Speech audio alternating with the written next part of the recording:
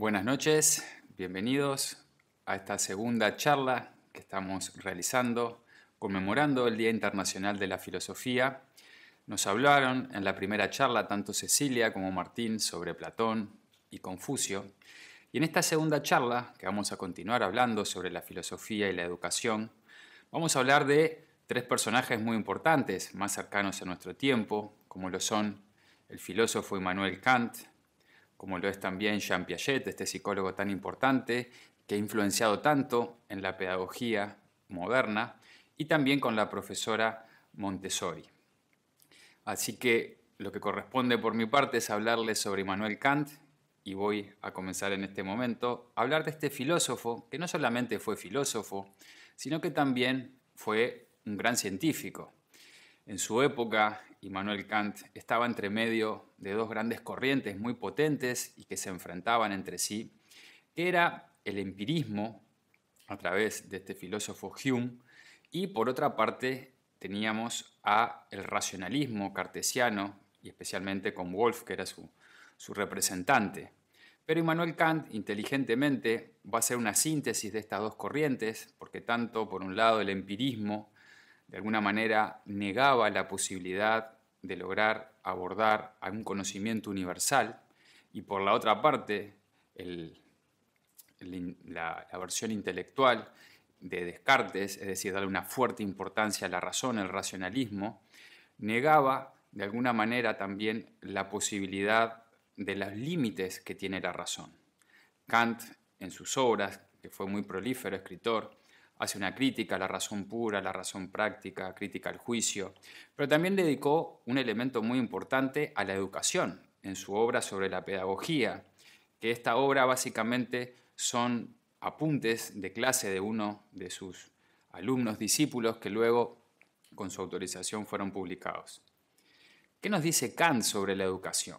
Para Kant la educación es algo muy, muy importante, y él nos va a hablar de algo muy trascendente, y es que la educación debe buscar desarrollar en el individuo, en el ser humano, la autosuficiencia, y que de alguna manera la educación es la gran llave para desarrollar la excelencia de la naturaleza humana. Por esta razón, Kant nos va a decir que la educación debe buscar justamente el desarrollo de la razón en el individuo, del intelecto, y que debe, por tanto, también, por otro lado, someter aquellos elementos más barbáricos, instintivos, animales en el ser humano. Para eso, Kant nos va a decir que a través de cuatro grandes aspectos podemos trabajar esta educación, tanto en los niños como en los adolescentes.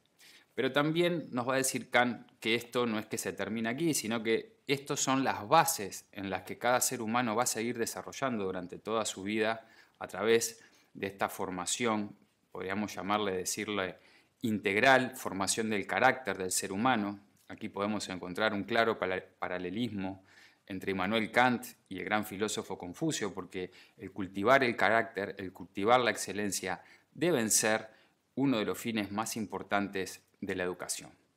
Es así que Kant, como les decía, a través de cuatro aspectos. El primero está en relación con el disciplinamiento, es decir, la disciplina. Una palabra que en el mundo moderno a veces nos produce cierto rechazo, porque creemos justamente que todo aquello que es muy disciplinado nos quita libertad.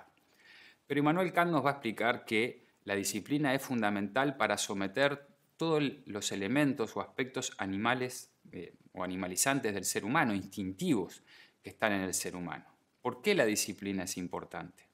La disciplina es importante porque es lo que nos permite canalizar esa voluntad que está dentro de todo ser humano, y que para de alguna manera poder realizar, plasmar nuestra vocación, nuestros sueños, nuestros proyectos, no hay otro camino que el desarrollo de la disciplina. De la misma manera que si queremos ser un buen músico, cuanto más disciplinados seamos en la práctica de un instrumento, mejor potencial vamos a sacar de nuestro interior. De la misma forma que un médico, cuanto más disciplinado sea en el estudio y en la práctica de la técnica de la medicina, mejor médico va a ser. Por consiguiente, la disciplina, lejos de quitarnos libertad, justamente va a liberar ese potencial que está dentro de cada uno. Por eso Kant nos dice que desde que somos niños debemos ir introduciendo y que nos vayan educando a cada uno de nosotros en la disciplina, pero que no debe ser en sí una disciplina impuesta externa, sino buscar la autodisciplina, que nosotros mismos vayamos entendiendo y comprendiendo la importancia de ser autodisciplinados en la vida. Junto con el disciplinamiento también tiene que existir el cultivamiento. ¿Qué quiere decir esto? Bueno, que todo ser humano debe aprender, justamente se le debe enseñar en todas aquellas cosas que le permitan desarrollarse básicamente en la sociedad para cumplir justamente su vocación. Por ejemplo, hay cosas muy generales como leer, escribir, pero también, por ejemplo, el aprender un instrumento musical, el aprender a expresarnos no solo escritamente, sino oralmente. Es decir, el cultivamiento está en relación con la cultura, que nos permita adquirir herramientas para poder desenvolvernos. Si un ser humano no se le da estas herramientas básicas, va a ser imposible que pueda desarrollar todo su potencial. Otro elemento importante que nos habla Kant está en relación con la civilización. ¿Qué quiere decir esto civilizar de alguna manera? Y es que se debe educar en que el ser humano vive en sociedad y por tanto para poder desarrollar la convivencia debemos desarrollar la cortesía, la generosidad y debemos saber comportarnos.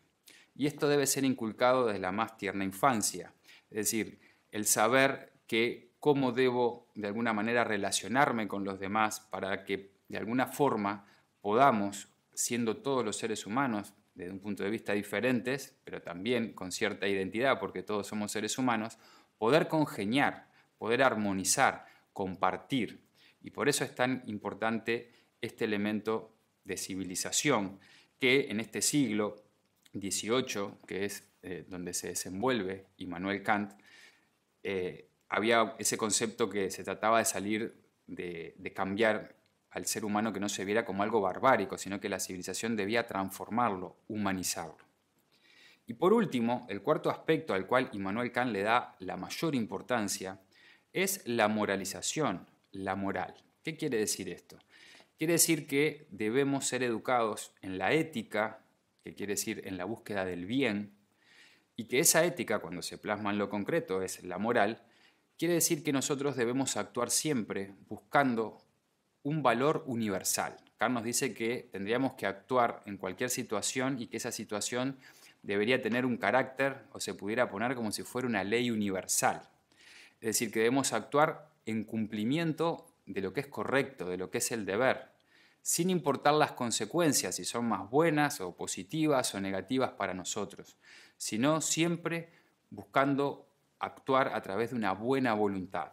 Aquí Kant, esta moral de Kant que es tan importante para esta época, lo podemos relacionar, aunque tiene muchos miles de años de antigüedad, con la que vemos en la filosofía de la India y en un texto dentro del Mahabharata, el Bhagavad Gita, donde allí también justamente se habla de este concepto del cumplimiento del deber, de actuar sin importar la recompensa o castigo que podamos tener, simplemente por el hecho de actuar porque es lo correcto, es lo bueno.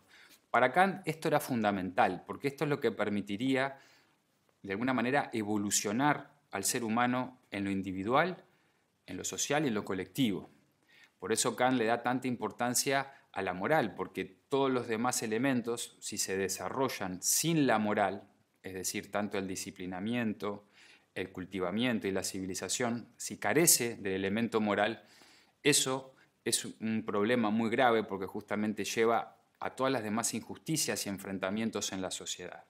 Por eso Kant da tanta importancia a la moral, al desarrollo de la forma correcta de actuar en búsqueda del bien. Y ese bien no es individual, sino que siempre es un bien que se somete al colectivo, a lo que es bueno. Por otro lado, Kant nos va a hablar también sobre la libertad, porque aquí muchas veces entre la libertad y la educación o la fuerza de la educación siempre podemos encontrar un conflicto. ¿Hasta qué punto somos libres o la educación nos fuerza o nos tuerce? Y Kant explica que es muy importante esto trabajarlo desde la niñez y nos va a decir, por ejemplo, que para ser libres, justamente, debemos a los niños dejarlos desde pequeños ser libres en su comportamiento, que actúen libremente, siempre y cuando eso no atente, por supuesto, ni contra su integridad física, que sea un peligro, y también, muy importante, que no atente contra la libertad de los demás. Es decir, que al niño se le da una libertad dentro de un marco también de respeto y de interacción con quienes comparte su vida. Por otro lado, también nos va a decir que al niño hay que mostrarle que para alcanzar sus fines y que eso sea algo moral y bueno, tiene que también permitirle y no pasar por encima o no coartar la posibilidad de que los otros seres humanos, o los otros niños en este caso, puedan también alcanzar sus fines. Es decir, que aquí iríamos contra la máxima que todo el fin justifica los medios. No, aquí lo que dice justamente Immanuel Kant es que para que sea un buen fin hay que también tener buenos medios. Es decir, que si alguien quiere alcanzar un fin, tiene que tener ante todo el respeto y dejar también la posibilidad abierta a que los demás también puedan alcanzar ese fin. Aquí vemos fuertemente el contenido social de toda la obra de Kant y la universalidad tan importante de Kant. Kant va a rescatar también el concepto de la dignidad humana, es decir, que todo ser humano es digno más allá de sus características particulares. Y esto es muy importante y ha influenciado modernamente mucho del pensamiento actual, incluido el de las Naciones Unidas.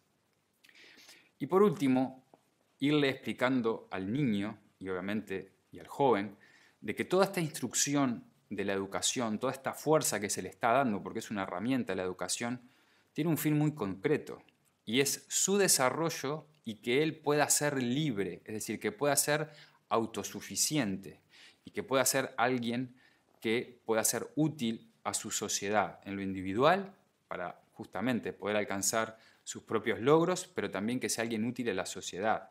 Es decir, que todo este proceso tiene un fin, tiene una meta, y esa meta es alcanzar la autosuficiencia. Kant, por supuesto, va a estar en contra de educar para que la gente sea dependiente de cualquier dependencia, sea política, religiosa, etc., sino que el ser humano debe ser un ser libre, pensante. Para Kant la razón o la inteligencia es un elemento fundamental.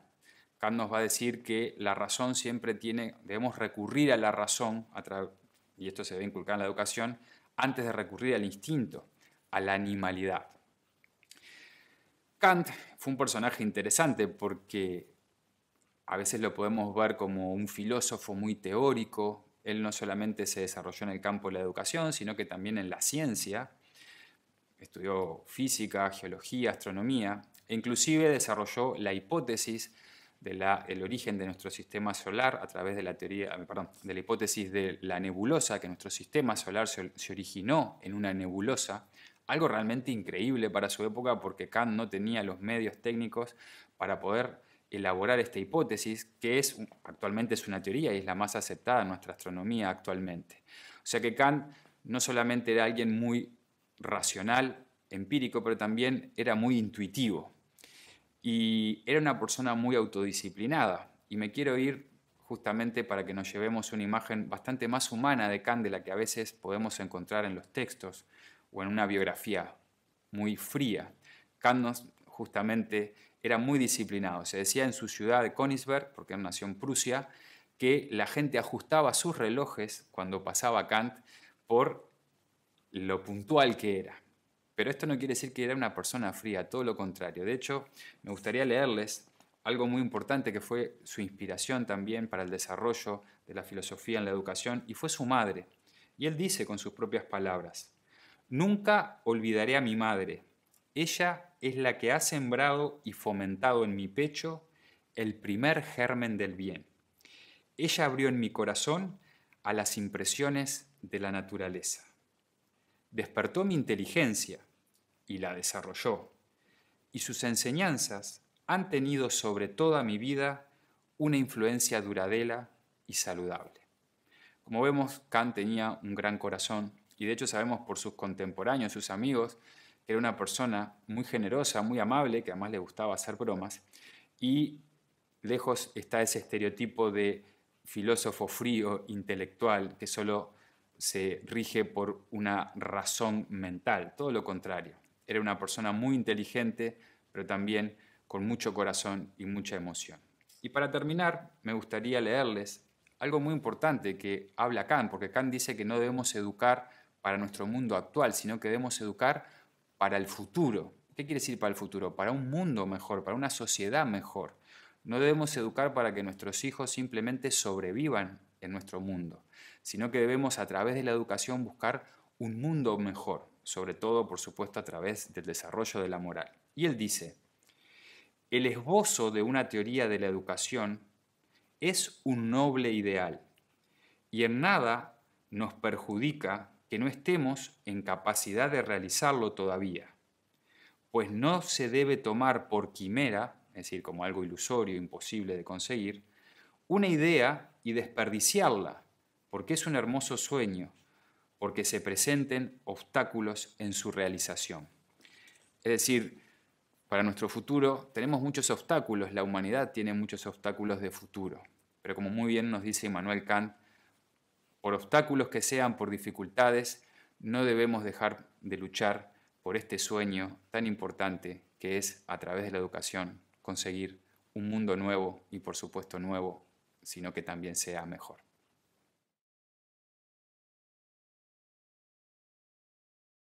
Continuando con este ciclo de filosofía y educación, ahora vamos a hablar de un personaje muy interesante y también muy conocido que ha marcado toda la educación del siglo XX. Él es Jean Piaget, nació allá por el 1896 en Suiza y bueno, parece ser que ya de pequeño era una persona muy curiosa. Le interesaba mucho la naturaleza, le interesaba conocer cómo es que se da la vida, cómo se desarrolla la vida en la naturaleza, en el universo. Tanto es así que cuando tiene 11 años se pone a trabajar en un museo, en el Museo de Historia Natural, en su ciudad, y bueno, eso le sigue despertando su curiosidad y su beta científica. Entonces, bueno, después se recibe de biólogo y hace su tesis sobre los moluscos. Y uno dice, bueno, ¿qué tiene que ver cómo termina este hombre en el mundo de la educación, siendo tan importante? Bueno, resulta que él era de una familia protestante, una familia bastante acomodada, pero con una beta religiosa muy fuerte. Entonces empieza, dentro de ese afán, de esa búsqueda que él tenía, empieza a intentar, bueno, conciliar un poco lo científico con la fe, cómo era que se podía relacionar la razón, o sea, buscar unificar de alguna manera el conocimiento. Entonces empieza a estudiar filosofía. Él estudia muchísimo, es una persona muy capaz y estudia varios autores clásicos y algunos también modernos de su época, sobre todo porque él vive en una época donde veníamos del siglo XIX, de un positivismo muy acérrimo, muy duro, y bueno, esa búsqueda lo lleva a interesarse también por aspectos psicológicos y sobre todo en, bueno, cómo el ser humano es capaz de conocer, cómo el ser humano accede a conocer la realidad, el mundo que lo rodea. Entonces se pone a estudiar psicología experimental, que en realidad era la psicología que había comenzado a nacer en ese siglo, porque no olvidemos que en realidad la psicología como ciencia es una ciencia nueva, es una ciencia bastante moderna, que empieza a gestarse, se empieza a separar de la psiquiatría en esa época, van apareciendo ahí muchísimos autores que obviamente también lo influencian, y bueno, y se va gestando la psicología separada de lo biológico, separada de lo físico. Entonces su primer acercamiento al mundo de la psicología es a través de unos tests psicotécnicos que se empezaban a empezar a desarrollar en esa época. Entonces va a París y forma parte de un gran estudio que hace surgir después uno de los primeros tests de inteligencia. Y bueno, él participa y era un mega estudio donde se hicieron experimentos y estadísticas con un montón de niños en escuelas. Y bueno, y ahí empieza a despertarse esa curiosidad en él, porque empieza a darse cuenta que algunos niños siempre erraban en las mismas preguntas, según la edad que tenían. Entonces se empieza a dar cuenta que algo hay, que el aprendizaje va por etapas, va por momentos, y eso le empieza a hacer surgir mucho más su interés por ese tema. Pero claro, no se sentía como muy cómodo con el aspecto cuantitativo de todo eso, porque se elaboraban estadísticas y demás. Entonces lo que hace es, bueno, se intenta estudiar cómo es el proceso de cognitivo a través de lo cualitativo, a través de la observación. Su meta en realidad era en comenzar a comprender cómo era ese proceso en el que logramos conocer, logramos desarrollar nuestras capacidades cognitivas desde que nacemos hasta que somos adultos y demás. Entonces empieza a estudiar a sus propios hijos. Él tenía 3 hijos que eran bastante seguiditos en edades. Y bueno, los observa desde que nacen hasta que son grandes. Y ahí es que va gestando toda su teoría, que en realidad fue muy importante, muy profunda, y que le llevó casi toda su vida realmente plasmarla en elementos, en hipótesis propias científicas, porque desarrolla todo un método. Obviamente tiene muchísima gente que lo ayuda, y fue tan influyente en el mundo de la educación que incluso él llegó a trabajar con la UNESCO, llegó a presidir muchos grupos científicos, estuvo en cátedras de pedagogía, pero en realidad él siempre decía que no era lo suyo la educación en sí o ser pedagogo, sino que en realidad su misión era intentar comprender al ser humano y cómo es que va accediendo y descubriendo la realidad.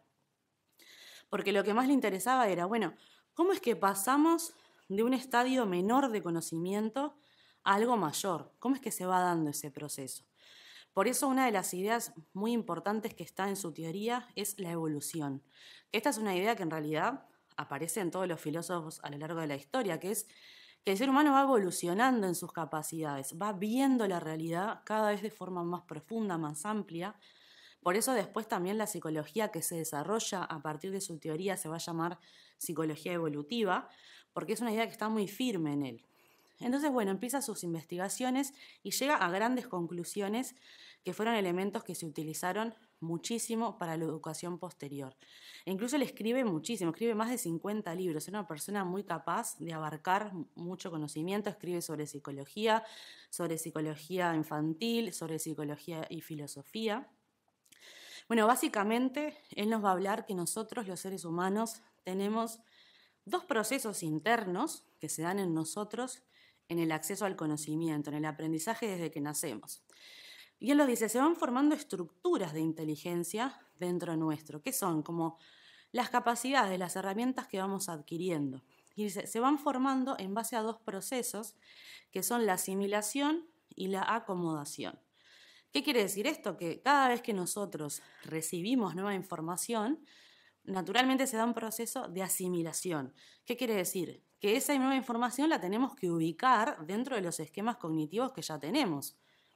Por ejemplo, si nosotros vemos a un camello por primera vez y no lo conocemos, no sabemos lo que es, no sabemos su nombre, pero sí sabemos lo que es un caballo, vamos a intentar cómo unir esa idea de camello y tratar de entenderlo o comprenderlo a través de lo que sabemos. Vamos a ver que hay similitudes y demás. Pero después tenemos que hacer otro proceso que es la acomodación, que es ampliar esos esquemas mentales que tenemos e incluir la nueva información. Y esto es muy interesante porque él después lo va a ver mucho en sus experimentos con las matemáticas. Por ejemplo, cuando somos niños y recién arrancamos la escolarización, nos van explicando que los números comienzan en el 0.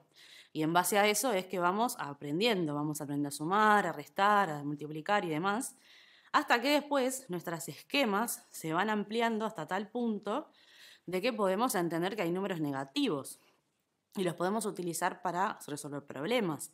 Eso es la acomodación, es decir, el esquema se amplía, es decir, que cada vez nosotros en el proceso de aprendizaje vamos a ir estructurando y construyendo esos esquemas cognitivos. Esto también lo lleva a hablar sobre el equilibrio, porque él decía que eso era la sana capacidad de conocer. Es decir, que esa asimilación y acomodación son como 2 procesos que van juntos y que necesariamente tienen que darse para que la persona pueda desarrollar su mayor potencial. Él justamente lo que hace es tratar de unir todo. Entonces dice, bueno, el equilibrio está en la naturaleza, está en todas las cosas, está también en el ser humano y también está en el proceso de aprendizaje. Y eso es una idea muy filosófica, muy antigua en realidad, hablar de que todo está en un constante equilibrio y armonía. Bueno, y después habla de las etapas, que podemos esbozarlas básicamente. Él nos dice que, bueno, desde los 0 a los 2 años vivimos una primera etapa, que es la etapa sensoriomotora, en la que vamos aprendiendo a través de nuestro cuerpo, a través de los sentidos, lo que olemos, lo que tocamos, lo que vemos, y que vamos a ir desarrollándonos a través de nuestras capacidades motoras. Todavía no va apareciendo el lenguaje.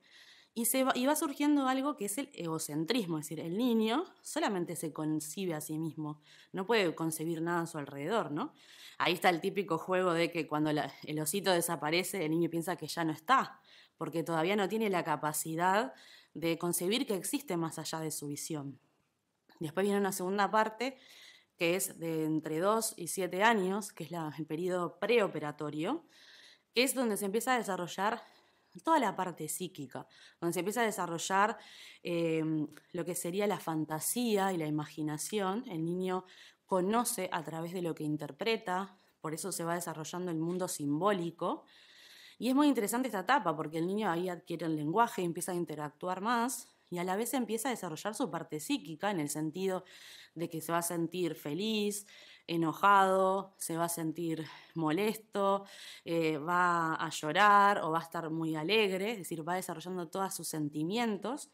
Y esta es una etapa muy importante porque seguimos en el egocentrismo, por eso mismo el niño en esta etapa le es muy difícil compartir, por más que nosotros le digamos, él no entiende, ¿no? Que tenemos que compartir nuestro paquetito de galletas, no lo concibe, nosotros le vamos enseñando, pero para él es normal no hacerlo. Lo mismo que la vergüenza, no aparece la vergüenza porque todavía no hay un elemento mental.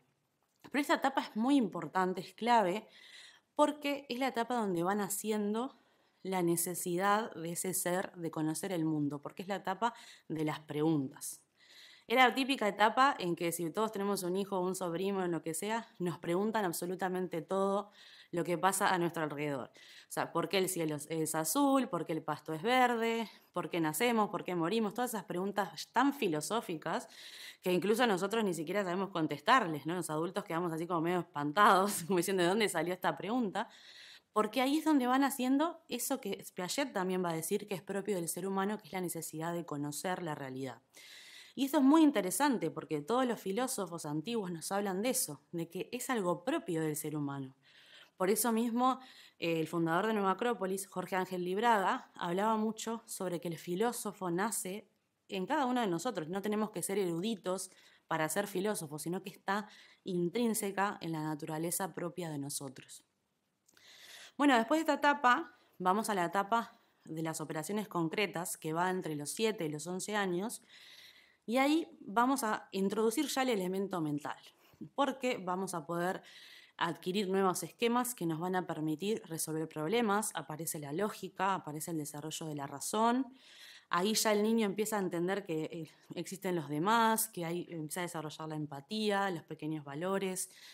También acá es donde empiezan a adquirir ciertas responsabilidades y pueden sobre todo resolver problemas a través del error, del ensayo y error. Y después una última etapa, después de los 11 años, donde vamos a desarrollar la abstracción, es decir, la capacidad de nosotros poder entender el mundo desde los conceptos más amplios, ¿no? Como hablar de la vida, de la muerte, del amor, y podemos desarrollar también ahí más la matemática, la lógica más profunda. Esto en realidad es muy innovador en la época en que Piaget lo plantea, pero también hay muchos filósofos en la antigüedad que nos hablaban de esto. Por ejemplo, Platón va a hablar, cuando habla de la educación, de la importancia que tiene respetar las etapas que el niño va pasando y que la educación se vaya configurando en función de esos procesos. Y esto obviamente es un conocimiento que tal vez se haya perdido, porque en la época de Piaget o anterior la educación era una cosa muy estática, muy normativa. Y bueno, él va a introducir todo esto y va a renovar, va a mover el piso de lo educativo, porque van a empezar a tener en cuenta que el educado es una parte importante del proceso y que va a depender de sus capacidades cognitivas lo que le tenemos que enseñar y no al revés.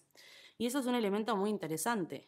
Y él mismo decía que él no se consideraba pedagogo, pero bueno, sus aportes fueron muy importantes porque él justamente lo que quería era comprender cómo es que vamos haciendo ese proceso de conocimiento, pero lógicamente se fueron estructurando de forma diferente todas las formas de dar, de educar, a raíz de todo lo que él plantea. Así que su aporte fue fundamental. Otro elemento muy importante que nos va a plantear Piaget es el de que ese educado, esa persona que es educada, tiene que evocar dentro de sí mismo y ser parte activa del proceso. Y esto es muy parecido a lo que ya planteaba Sócrates allá por el siglo V a.C.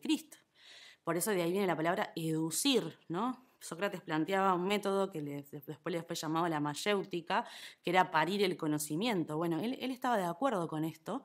Decía que justamente nosotros mismos vamos construyendo nuestra propia inteligencia y desarrollando nuestras capacidades.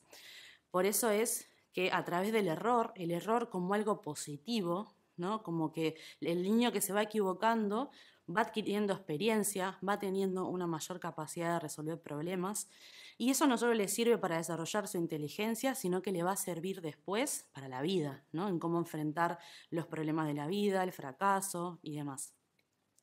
Y otro elemento muy importante que nos va a plantear es que la educación tiene que ser algo que nos permita desarrollar la creatividad. Que no puede ser que la educación nos haga como cositas iguales, como todos cortados con la misma tijera, sino que nos tiene que hacer evocar de nosotros, según las capacidades que nosotros tenemos, lo mejor que podamos desarrollar y que podamos desarrollar esa capacidad de crear, de transformar el mundo. Él siempre decía que, bueno, todas las cosas que la humanidad ha logrado, las ha logrado porque ha podido el ser humano desarrollar su capacidad creativa. Y eso es muy interesante. Incluso también hablaba de que la educación nos tiene que llevar a una actitud crítica frente a la vida. Y este es un aspecto muy importante. Hay una frase en un libro que viene hablando de la educación que dice: el segundo objetivo de la educación es formar mentes que puedan ser críticas, que puedan verificar y no aceptar todo lo que se les ofrece. Tenemos que ser capaces de distinguir entre lo que está bien y lo que no. O sea que ahí mismo nos va a hablar de algo muy importante, que es que el ser humano se tiene que ir construyendo a sí mismo de a poco. Esta es una idea también muy antigua, muy filosófica, que el ser humano tiene la capacidad de poder ver las cosas de forma diferente, criticar lo que se le ofrece para construir nuevas cosas y sobre todo esa última parte, poder distinguir entre lo que está bien y lo que no. Por eso la educación también tiene que llevarnos a un discernimiento, a tener que saber, bueno, qué es lo más importante en la vida, qué es lo moral, qué es lo que vale la pena de lo que no. Por eso él hablaba que la educación, más allá de que sus etapas van hasta los 20 años, de los 11 a los 20 años, él va a decir que siempre, que toda la vida nos estamos construyendo.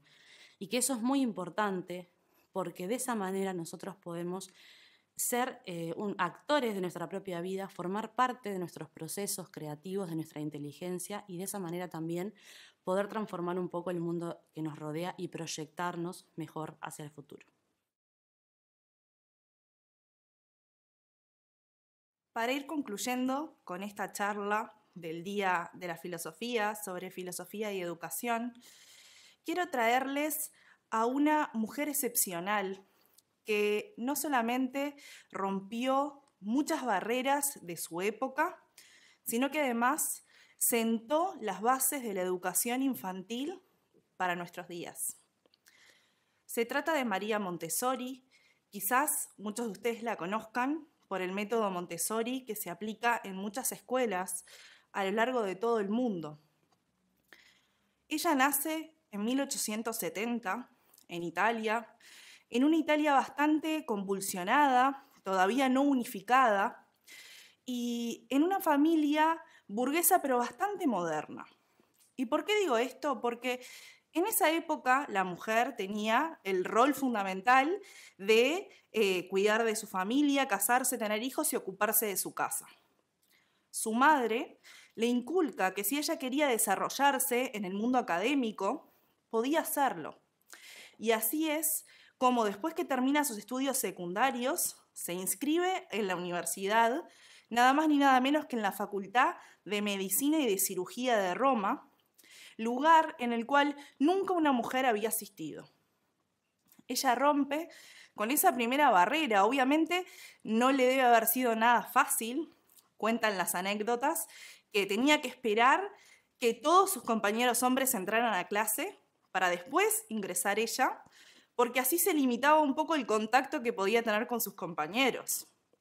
También tuvo que soportar quizás esas burlas diciendo de que ella estaba ahí solo para conseguir marido y que después que tuviera a su marido se iba a olvidar de eso de estudiar. Poco a poco se fue ganando el respeto de sus compañeros, tanto del alumnado como de los docentes, y logró terminar y titularse como la primer médico y cirujano de la historia de Italia. Igualmente, esta era la primera barrera que iba a romper porque, como les comentaba, ella revolucionó cómo concebimos la educación infantil a lo largo del siglo XX. En sus últimos años de medicina, con esas rotaciones que hacen normalmente los estudiantes de medicina que van por diferentes especialidades, cuando se encuentra con la psiquiatría, se fascina con esta disciplina. Es tanto que se ofrece como voluntaria en el hospital de la Universidad mismo de Psiquiatría, en donde se encuentra con una realidad bastante peculiar. Aquellos niños porque tenían problemas cognitivos de aprendizaje y que entonces sus familias los abandonaban, se veían forzados a internarse en ese hospital junto con los otros enfermos psiquiátricos de adultos que tenían problemas completamente distintos. Ella, muy sensibilizada por esta situación, comienza a trabajar de manera directa con estos niños. Descubre que muchos de los comportamientos que tenían no eran propios de su condición, sino que se trataba de que copiaban, como los niños hacen muchas veces en los primeros años de vida, que sobre todo copian un poco su ambiente, así es como que van aprendiendo. Entonces estaban copiando esas problemáticas que eran de adultos.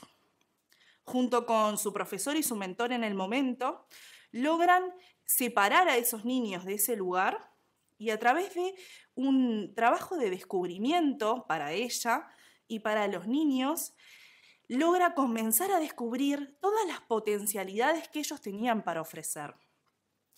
Quizás no a través del método convencional de aprendizaje que estaban acostumbrados, pero comienza a elaborar juguetes distintos. Hoy en día los conocemos como juguetes didácticos. ¿Quién no habrá regalado a algún niño algún juguete de cubos, de colores, de formas, que bien sabemos que desarrollan no solo la motricidad, sino que también la inteligencia? Esto es un invento específico de María Montessori, junto con el aprendizaje, con el trabajo con esos niños. Ella logra lo imposible para la época, que es que esos niños logren hacer el mismo examen que otros niños que iban a escuelas convencionales y pasan sus estudios básicos de primaria. Frente a esto, por supuesto, ella empieza a lograr un montón de atención porque era impensable para el resto de la comunidad científica y logra grandes financiaciones para empezar a expandir y a desarrollar el método Montessori, como lo conocemos hoy en día. Uno de los problemas que ella se enfrenta, en realidad se lo traen a ella, es que en Roma, en los barrios más carenciados, esa idea de que la mujer se podía quedar en la casa cuidando a los hijos no siempre se cumplía, porque tanto el hombre como la mujer, a veces las madres eran solteras, tenían que salir a trabajar para poder ganarse la vida.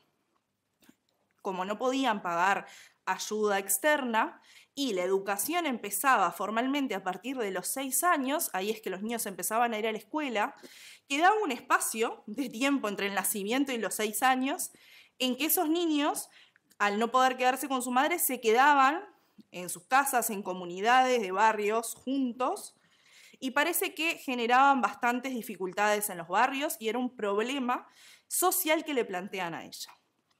Frente a esta dificultad, a ella se le ocurre hacer lo que le llama la casa de los niños. Hoy en día lo conocemos como los jardines de infantes, pero no existían en ese momento. ¿En qué consistían estas casas? Eran para niños de más de 3 años, pero que todavía no estaban en edad escolar, donde todo el mobiliario lo diseña de manera al tamaño de los niños. Para nosotros hoy en día es común entrar a un jardín de infantes y ver sillitas chiquitas, mesitas chiquitas, todo el tamaño de los niños, pero en ese momento no. ella se da cuenta que a través de modificar el ambiente lograba que ellos se sintieran mucho más confiados y que pudiesen educir de su interior el aprendizaje por sí mismos. En uno de sus libros ella hace esta referencia que me parece muy interesante, que sería como que nosotros adultos fuésemos a trabajar a un escritorio de gigantes, a una oficina de gigantes. Nos sentiríamos muy insignificantes y pequeños. De esa misma manera es que se sienten los niños y por eso es que ella encuentra que al modificar ese ambiente logra producir un ambiente justamente propicio para que ellos puedan educir y aprender de sí mismos.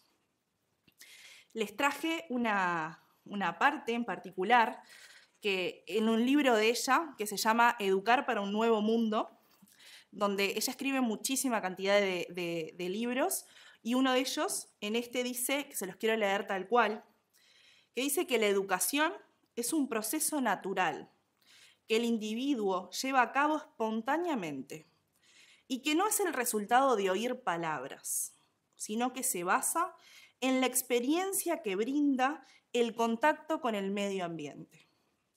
Por lo tanto, la tarea del maestro consiste ahora en preparar una serie de motivaciones para realizar actividades culturales en un ambiente especialmente preparado y evitar toda interferencia en dicho proceso.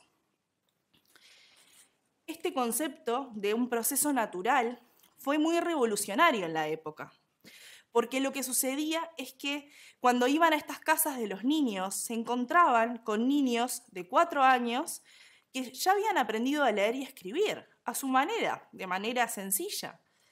Y cuando se les preguntaba, ¿quién te enseñó a escribir?, esos niños contestaban que habían aprendido solos.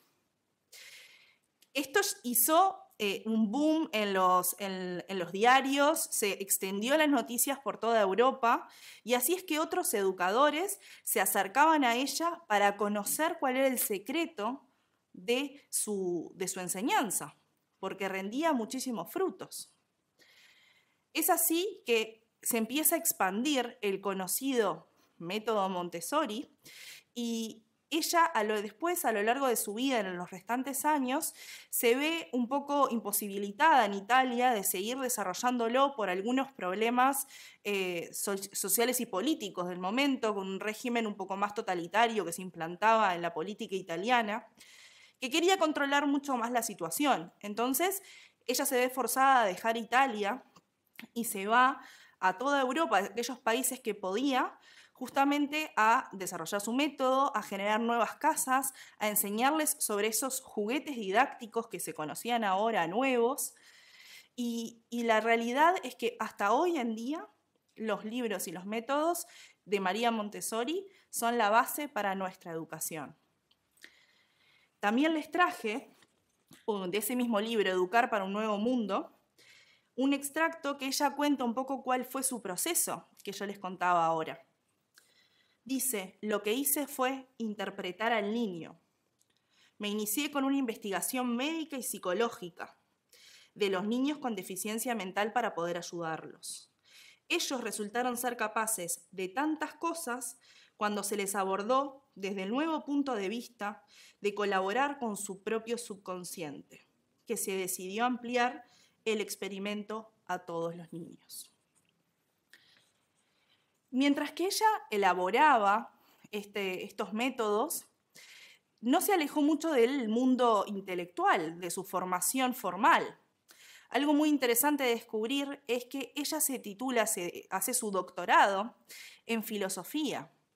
Y mismo esos conceptos de filosofía que quizás nos contaron en esta misma charla Cecilia a través de Platón, a través de Confucio, con Martín, vemos ese concepto de la educación como el educir las potencialidades que tienen las personas. Este concepto también nos lleva, o la lleva a ella a poder generar y a poder resaltar la importancia de la propia individualidad de cada niño. Algo que ella hace mucho hincapié en su método es que no se trata de estandarizar, que cada ser humano es maravillosamente distinto y tiene grandes potencialidades en su interior, pero para poder educirlas es necesario generar el estímulo adecuado para cada uno de ellos. Esto nos suena muy similar, nos suena muy parecido. Y es lo mismo que podemos encontrar, como les comentaba, en Platón, en Confucio. Cecilia también nos comentaba de ese otro educador, Jean Piaget, que también sienta las bases para la educación como la conocemos.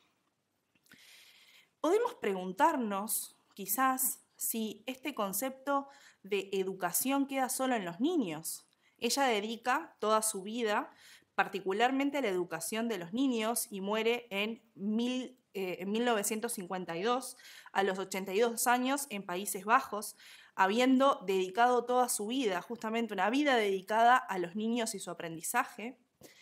Pero algo que podemos preguntarnos es si la educación es solo un tema de los niños. Es que nosotros adultos ya no tenemos nada que aprender porque terminamos con nuestra educación formal. La realidad es que quizás hemos cambiado los juguetes didácticos o los problemas de matemáticas que teníamos en el liceo por otras dificultades. La vida, a lo largo de ella, nos va enseñando. La vida es una constante pista de aprendizaje. Eso que a veces llamamos los adultos problemas, que muchas veces nos complican mucho la vida, vamos a decir la verdad, pero es la forma quizás que tiene la vida de mantenernos activos en la enseñanza. Quizás no terminamos solamente con nuestra formación formal, que nos dio mucho conocimiento, que nos dio quizás una carrera o un oficio, pero luego la vida nos va llenando de dificultades, o más bien, si lo vemos desde el punto de vista filosófico, de oportunidades de aprendizaje. ¿O no es quizás a través de esos problemas, quizás como puede ser perder un trabajo, perder a un ser querido o tener alguna dificultad importante, que hemos verdaderamente conocido nuestra verdadera fuerza, nuestro verdadero valor? Quizás hasta hayamos descubierto que en verdad queríamos desarrollarnos en otro campo y no ese otro.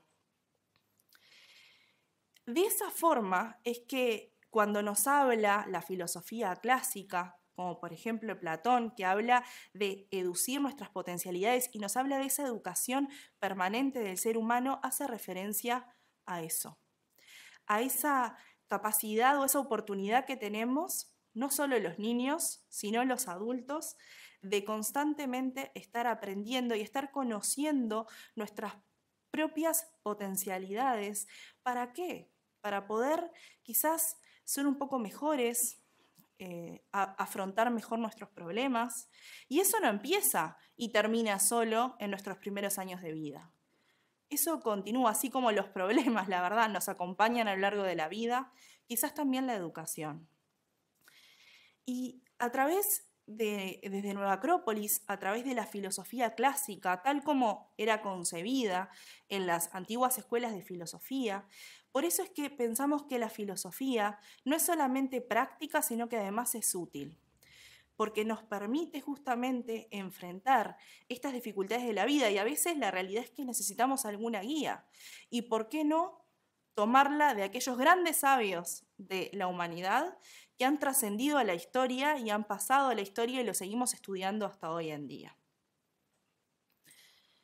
Les queremos agradecer por acompañarnos en esta charla del Día Internacional de la Filosofía. Queremos agradecer también particularmente a la UNESCO por su auspicio en esta y tantas de las actividades que realizamos, y esperamos verlos nuevamente.